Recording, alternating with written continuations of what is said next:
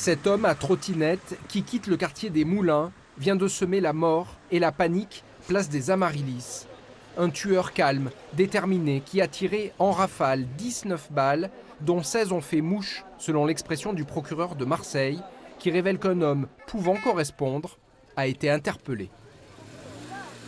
Un certain nombre d'éléments tirés de la procédure le situent, en tout cas sa téléphonie, sur le repérage du lieu préalablement où allait être incendié le véhicule à Roquefort-les-Pins.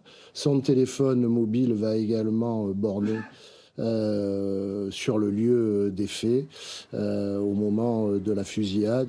Il s'agit d'un homme de 30 ans, originaire de région parisienne, arrivé à Marseille quelques jours avant les faits, qu'il nie avoir commis.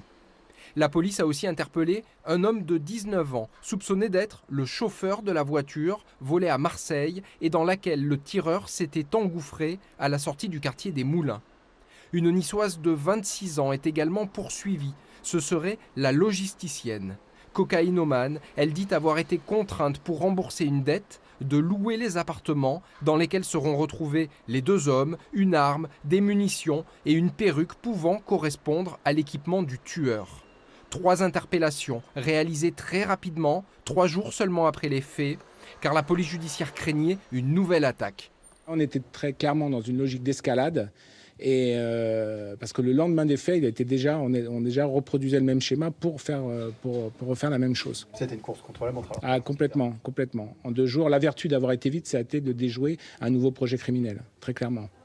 L'enquête doit maintenant déterminer le mobile de cette attaque, dont les victimes ne sont pas liées au narcotrafic. Elle pourrait avoir été commanditée par des dealers du quartier Fenoglio de Briga, voulant s'en prendre à leurs concurrents, implantés place des Amaryllis, au Moulin.